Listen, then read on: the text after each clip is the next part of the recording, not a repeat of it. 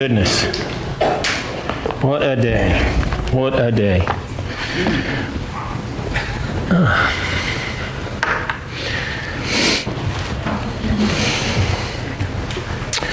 Today we're going to be talking about Philip. He's the fifth in our series of apostles that we've been touching on. And this was an interesting study for me this week. We call him a bean counter, and I think you'll soon see why. You know, it's been a while since I've mentioned my birds in a message. Those of you who are around me know I talk about my birds frequently. It's been an eventful week over at Smelser Farms. We got home the Wednesday before Thanksgiving and put our incubator on lockdown. And that means that we take the turner out and the eggs start hatching sometime over the next 3 days, which they in fact did. We hatched 11 little fuzzballs, of varying types. Then this past Monday, we added a new rooster to our flock. He's a handsome single blue-laced red Wyandotte. Now, I won't get into the genetics too deeply, but it's really fascinating stuff. I know, yeah, Pastor, we really don't care about your chickens. Why do you even mention it? Well, in the chicken world, much like other animals, bloodlines matter. At least if you're a breeder hoping to break even, they matter. Often it comes down to the most minutest of details. In a bird, things that the untrained eye wouldn't catch. Those little things can be the difference between a rosette, a trophy, and maybe even a cash reward or award versus just a participation ribbon. What this means in terms of breeding effectiveness is you got to know what you have so you can know what you need to get where you want to go. It's critical to breed the right birds to create the best offspring. You got to know what you got. The Apostle Philip knew what was there. He knew what the apostles had. And Jesus had just asked the apostles about where they could get some food for these people. This is the story of the feeding of the 5,000, to which Philip answered him, 200 denarii worth of bread would not be enough for each of them to get a little, not even a snack, in essence. Philip knew what they couldn't do. He knew that what the purse held, and he knew it was nowhere near enough to purchase food for that many people. Just like I know that if I breed a white leghorn with a barred rock, it won't produce a Rhode Island red. Philip knew that 200 denarii wouldn't purchase 10,000 denarii worth of food. However, Philip's response didn't consider Christ's ability. Unlike chicken breeding, when even the highest quality birds, meticulously bred, can still produce duds, Christ's will, when followed, guarantees the best outcome. Let's take a closer look at the Apostle Philip. In each of the lists of the 12 apostles, Philip is listed fifth. This confirms that Philip was likely the leader of the second subgroup of the 12. Peter led the subgroup of James, John, and Andrew, and Philip led the second group. Unlike the elite four, Peter, James, John, and Andrew, and the intimate three from that group, Philip, according to biblical accounts, played a more minor role. However, Philip isn't unknown and is mentioned more than once. Philip is a distinct character, to be sure. Philip's name means love of horses. Philip, however, is not a Jewish name. He no doubt had a Jewish name, but it isn't mentioned in any of the biblical texts. This could be the result of the abundance of Greek influence that permeated the Jewish culture at this time and society following the conquests of Alexander the Great. Many in that part of the world had adopted Greek language in addition to adopting Greek culture and customs. And these Jews who adopted these Greek practices were known as Hellenists. It's possible that Philip came from a Hellenistic Jewish family. Philip's Jewish heritage would have dictated a Jewish name as well, but in the biblical accounts, Philip seems to have adopted the exclusive use of his Greek name Philip. Now, just to clarify, Philip the apostle is not Philip the deacon. That Philip became an evangelist and was responsible in Acts 6 for leading the Ethiopian eunuch to Christ. The apostle Philip was a completely different person. Philip was from Bethsaida, the same places as the brothers Peter and Andrew. A whole lot of them were God-fearing Jews, and it's likely that they attended the same synagogue growing up. Philip may have even been acquainted with the sons of Zebedee as a result. There's also strong evidence in John 21 that Philip, along with Nathanael and Thomas, were all fishermen from Galilee. If all these 7 men were vocational fishermen, they were likely friends and co-workers for some time prior to following Jesus. At least half of the 12 came from the same small region.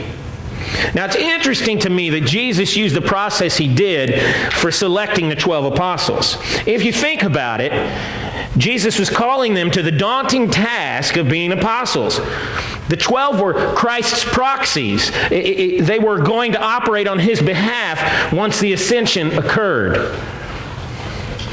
The 12 had the power of attorney to execute his estate. It would be easy to think that Jesus would search a broader area for the most intimate collective. But instead, Jesus called men who fished for a living and were diverse yet common, possessing rather ordinary talents and abilities. They already knew each other, and Jesus said, "They'll do." Now, Jesus didn't actually require all that much. What Jesus' primary requirement was availability. He would draw them, he would train them, he would enable them, and he empowered them to serve the church. See, the 12 would preach Christ's message in addition to performing miracles in his power. These 12 rather rugged, rough around the edges men were far better suited to accepting that calling than men with in-depth pedigrees and education.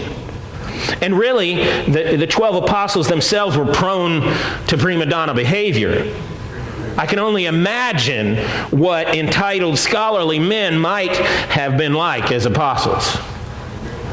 Could it just be that Christ selected the group he did because they already knew one another and already got along, having similar likes and professions? No matter, once Peter, James, and John and Andrew had been called, the scriptures tell us that Jesus found and called Philip from the same region. So what exactly do we know about the Apostle Philip? John's gospel is the only one that mentions Philip. Matthew, Mark, and Luke do not. What John does let us in on, Philip was a different sort of character than Peter, James, John, and Andrew. Philip's often paired with the Apostle Nathanael, also known as Bartholomew. And that implies a close friendship between Philip and Nathanael. However, even as Philip has a close comrade like Nathanael, he's unique among the apostles. From what John tells us, it would seem that Philip was a classic process person, having the need to work it out in his own mind. It had to make sense for Philip. Philip was facts and figures. He was by the book. He was practical-minded, and he was non-forward thinking. He was a killjoy. He was a Debbie Downer, if you will. He was pessimistic. He was laser-focused, and he often missed the big picture. He seemed obsessed with all the reasons something couldn't be done rather than the reasons it could. He was pragmatic and cynical and often a defeatist. He could not be called a visionary. So we meet Philip in the first chapter of John, the day following Christ's calling of Peter, Andrew, and John. You'll recall that those three were in the wilderness as disciples of John the Baptist. When John pointed to Jesus as he walked by, to whom they responded by leaving John the Baptist and following. We meet Philip in John 1, verse 43. The next day, Jesus decided to go to Galilee. He found Philip and said to him, "Follow me." That seems pretty straightforward, which fits well knowing what we do about Philip.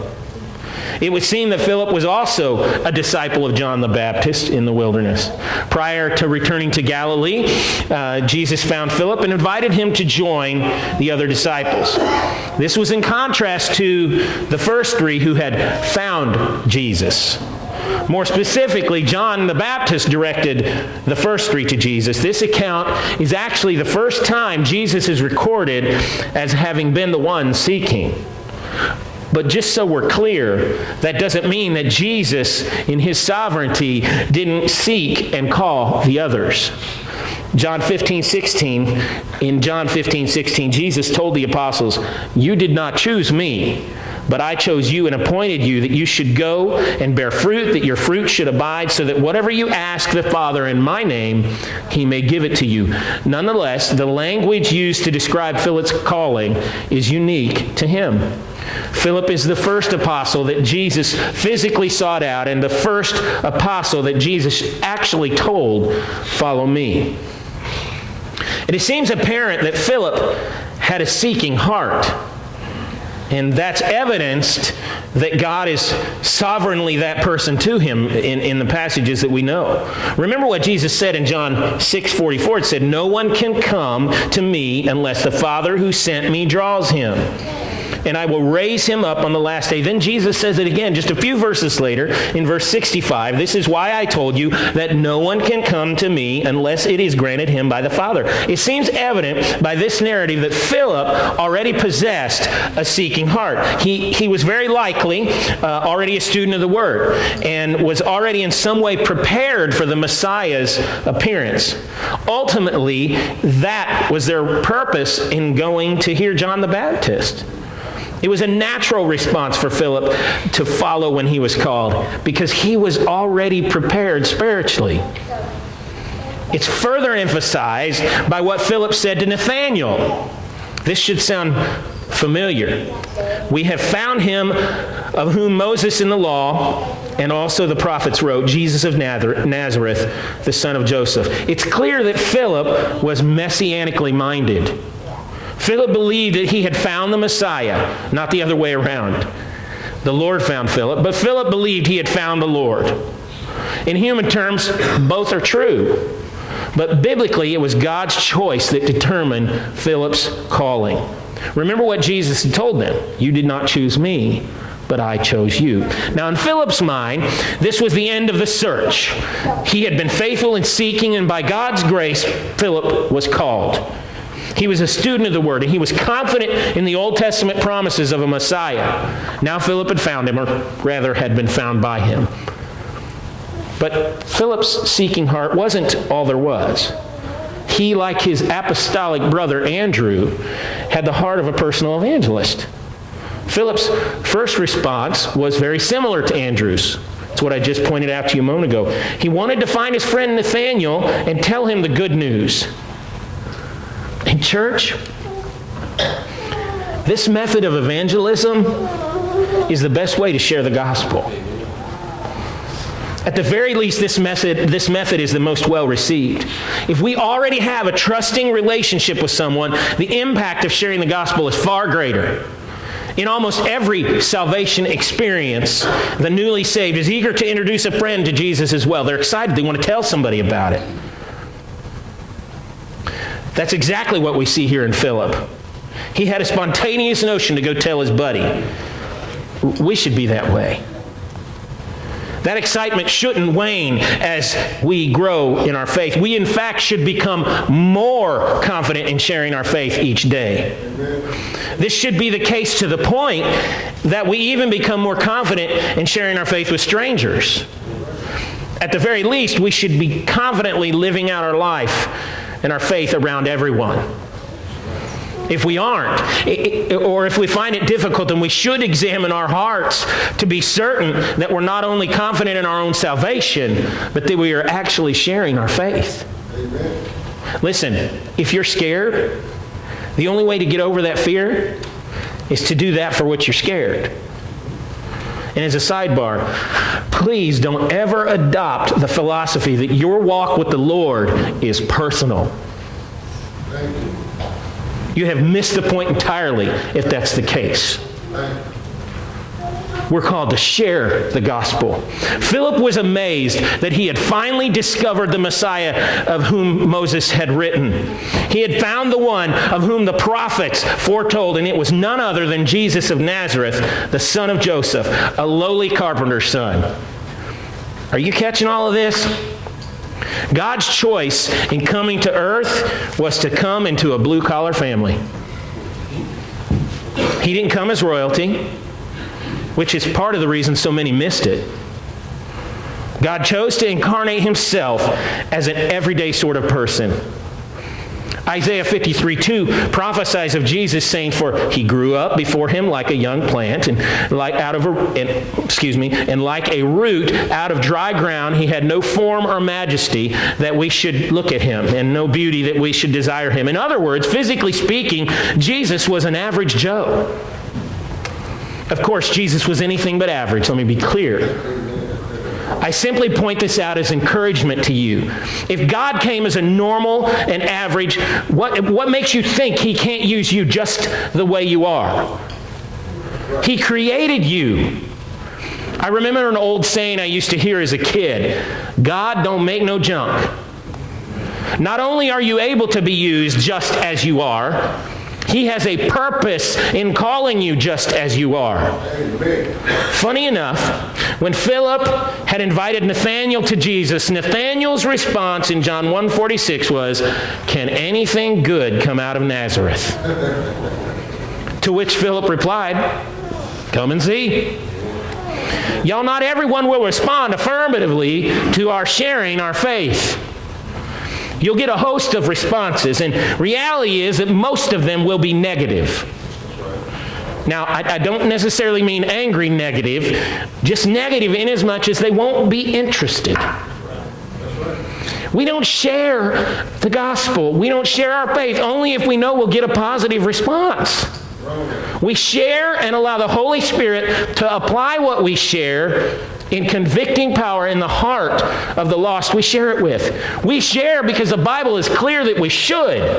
We share and accept that our sharing may just be planting seeds and that someone else may reap the harvest. But we must share because we may be the conduit through which that person comes to faith, and if we don't share and plant the seeds, there may never be a harvest to yield. Philip wasn't daunted by his buddy's response. He responded with, "Come and see." Philip believed with ease, and in human terms, no one had brought Philip to Jesus. In many ways, Philip was like Simeon in Luke chapter 2, verse 25, who was waiting for the consolation of Israel, and the Holy Spirit was upon him. Philip and Simeon were fully cognizant of the Old Testament promises. Philip was ready and expectant. His heart was prepared, and he received Jesus gladly, without hesitation or reluctance. He had no disbelief, and he could have cared less what town the Messiah came from. He knew immediately that he had found the pot of gold at the end of the rainbow. Now, as you'll recall my description of Philip at the beginning of this message, that was out of character for the Apostle Philip. However, Philip's response is indicative of the Lord's preparation of Philip's heart. Philip would naturally have held back. He would have doubted. He would have questioned. He would have waited and seen. He wasn't typically a decisive person. However, in this case, he was already being drawn to Christ by God. And as Jesus said, "All that the Father gives me will come to me, and whoever comes to me I will never cast out." Philip was in like Flynn, not Jeremiah Flynn. Our next glimpse of Philip takes us back to the event that I started this message with, the feeding of the 5,000. Now, I've already used this event as we've looked at some of the other apostles in our study. This time we're going to look at it through Philip's eyes. He was a natural man. He was a student of the Old Testament. And Philip's interpretation of the Old Testament was literal, and he readily believed in the Messiah. His response when Jesus called was quite natural, and much thought wasn't necessary. He just did it because he already knew. He was already prepared. Philip answered Christ's call and followed him without hesitation. That was his spiritual side. He was a man of faith. However, Philip's flesh was often weak. Now, Philip's personality begins to come through here in this feeding of the 5,000. John describes the event of the feeding of the 5,000 and how the mass of people had sought out Jesus on a mountainside with his disciples. Again, don't miss the magnitude of this crowd. The Bible says there were 5,000 men. What about the women and children? The number could easily have exceeded 10 to 20,000 people. Evening was approaching, and their stomachs were growling. John 6:5 says, lifting up his eyes then, and seeing that a large crowd was coming toward him, Jesus said to Philip, "Where are we to buy bread so that these people may eat?" Why do you suppose Jesus singled out Philip? Well, John goes on to tell us in the next verse that Jesus said this to test him, for he himself knew what he would do. In other words, Jesus already knew what was going to happen. So what becomes apparent as we study? Philip is identified as the apostolic administrator. Philip was the bean counter. Philip was likely responsible for arranging the meals and logistics of the apostolic ministry. Now, we know that Judas held the purse strings, so it's logical that someone was also charged with coordinating the acquisition and distribution of supplies. He was the supply clerk, a task he was well suited for. Sometimes this would come out in an official capacity, and other times not so much. Philip was always concerned with following proper protocol. He was the guy who would always say, "I don't think we can do that." For Philip, most everything was impossible. And by the way, I know who all that is here at our church. We have them too. Jesus wanted to see what was going on in Philip's head. What was he thinking? Now, Jesus already knew, of course. He wasn't asking Philip for a plan. Jesus was testing the apostle to see if he would reveal his true colors. That is exactly why Jesus asked Philip, the administrator, "How do you think we should handle this?" Jesus already knew, and likely Philip had already started counting heads as the crowd pushed in on them. Feeding this many people today isn't an easy task. I can only imagine what it must have been like in Jesus' day without all of the modern conveniences we now have.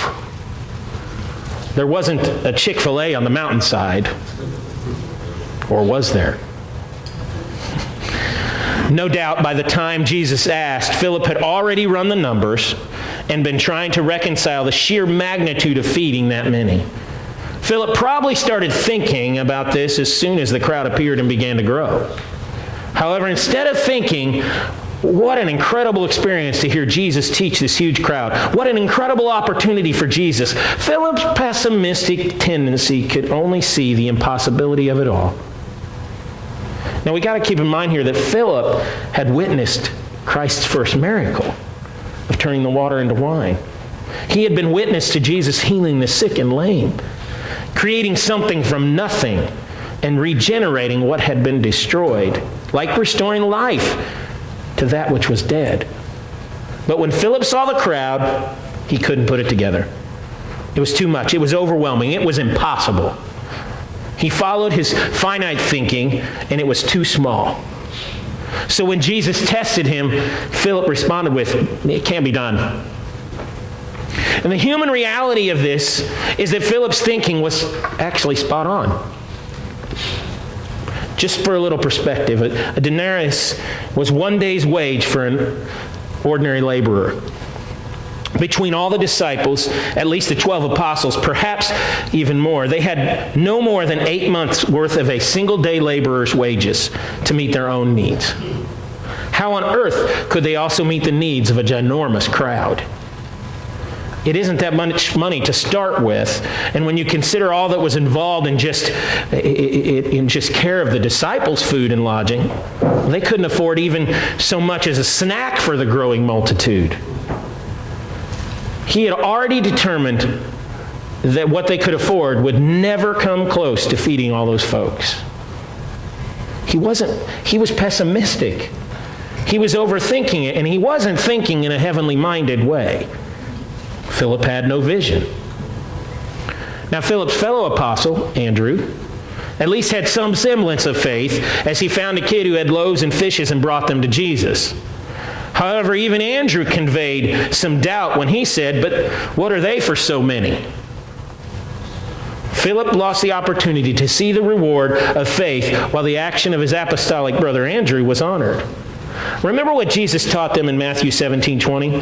If you have faith like a grain of mustard seed, you will say to this mountain, "Move from here to there," and it will move, and nothing will be impossible for you. That was a lesson Philip needed to learn. He needed to quit thinking with his finite mind and accept that an infinite God has no end of possibility. Another consideration of Philip must include an event that we looked at when we studied the Apostle Andrew. Remember, it was Philip the Greeks came to meet Jesus. Philip referred them to Andrew. Andrew thus became the first international missionary. They may have come to Philip due to his Greek name. No matter, Philip's administrative tendencies came into play. That may have been the result of policies and procedures that Philip held dear, but he didn't evangelize the Greeks himself. He referred them elsewhere, maybe purely out of not knowing what to do. On a couple of occasions, Jesus stated that his ministry had priority to the Jews. However, we see in the book of Romans that it was not an exclusive priority. Philip wanted the rigidity of the rules. It may have been easier to keep rules than to figure it out. If he assumed that the Greeks weren't supposed to access Jesus, he was stumped. At this point, however, Philip's heart was good. And he knew that Andrew would introduce anyone to Jesus. So Philip took the Greeks there. He may not have had a precedent. So Andrew was his best option. Going by the book was correct, right? Now, I have no doubt that Jesus graciously received the Greeks. Earlier, we saw Jesus say in John 6:37, "Whoever comes to me, I will never cast out." And although we don't have a record of the conversation Jesus had with the Greeks, this is what he said on that occasion. "The hour has come for the Son of Man to be glorified. Truly, truly, I say to you, unless a grain of wheat falls into the earth and dies, it remains alone. But if it dies, it bears much fruit. Whoever loves his life loses it, and whoever hates his life in this world will keep it for eternal life. If anyone serves me, he must follow me, and where I am, there will my servant be also. If anyone serves me, the Father will honor him." That word "anyone" is used a few times there. Jesus preached the gospel and invited them to become disciples. There is no question that it was the right thing to take the Greeks to Jesus. Philip got that, even though he seemed overly concerned with keeping things right and proper. Now, one final event I want to discuss is the upper room. Now, keep this in mind as we examine Philip's initial response to his calling. He answered the call immediately and without hesitation. Now, at this point in the upper room, Philip had spent nearly 3 years serving and ministering right alongside the Messiah, as he easily identified. The apostles were experiencing the Last Supper in the upper room. All the formal training that Jesus had done with them had come to an end. Christ had a heavy heart as he was fully aware of what was about to happen. And in the midst of this, the apostles appeared to have completely missed the boat. The arguments over who was the greatest continued, and their faith remained pathetically weak. It seemed that all they'd been taught was for naught. In Luke 24:25, Jesus said to the 12, "O foolish ones, and slow of heart to believe all that the prophets have spoken." Of all the moronic things that passed the lips of the apostles, what Philip said was perhaps the most disappointing. After Jesus was tying up all the loose ends and finalizing his instructions, Philip spoke up and said, "Lord, show us the Father, and it is enough for us." Really? Where had he been the last 3 years? Just like all the other disciples, all the other apostles, Philip possessed finite ability. He had weak faith. His imperfections were things like limited understanding, skepticism, overanalysis, pessimism, reluctance, and uncertainty. He wanted to go by the book, facts and figures, right? He just didn't get the big picture. If we'd been interviewing for the apostles, we'd never have called Philip. But Philip was exactly who Jesus was looking for. I'll make him a preacher. He'll be a founder of the church. Thankfully, the Lord uses people just like Philip. A lot of them. History tells us that wasn't how Philip remained. God used him mightily to spread the gospel and establish the early church. He was one of the first to experience martyrdom, most believing he was stoned somewhere in Asia Minor some 8 years following the death of his apostolic brother James. However, prior to this, many came to faith in Jesus through his faithful preaching of the word. Philip is proof positive of 1 Corinthians 1, 27 through 29, which says, "But God chose what is foolish in the world to shame the wise. God chose what is weak in the world to shame the strong. God chose what is low and despised in the world, even things that are not, to bring to nothing things that are, so that no human being might boast in the presence of God." Boy, am I glad this is true. Yet again, we see an example that God can use us in spite of us.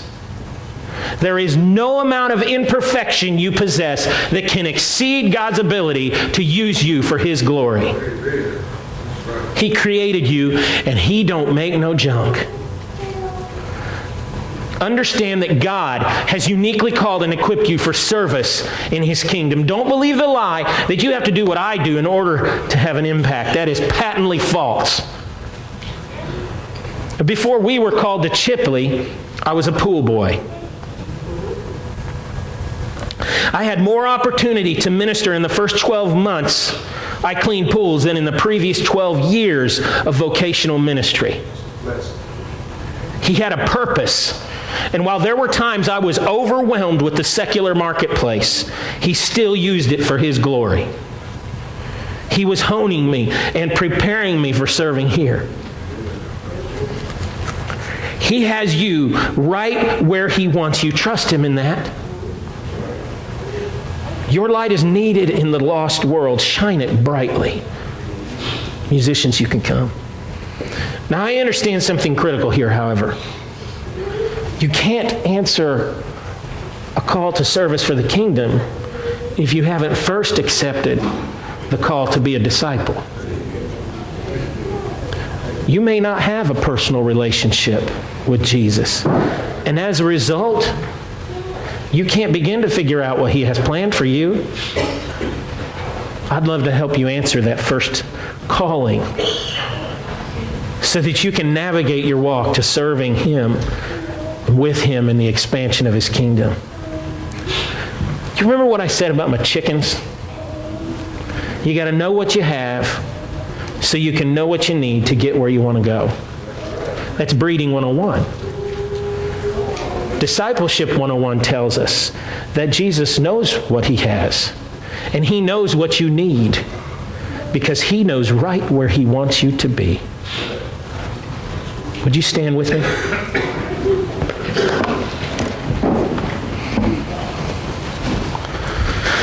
However the Lord is dealing with you today, these altars are open. Don't be afraid to take advantage of them. No one is going to point at you and laugh. There will be people who will be glad to come and pray with you. Maybe that first step needs to be taken for you. Maybe you have not answered the first calling of being a disciple. You haven't asked Jesus to be your Savior. And then maybe some of you have, and you just are struggling with what to do. What do I do with this faith I have?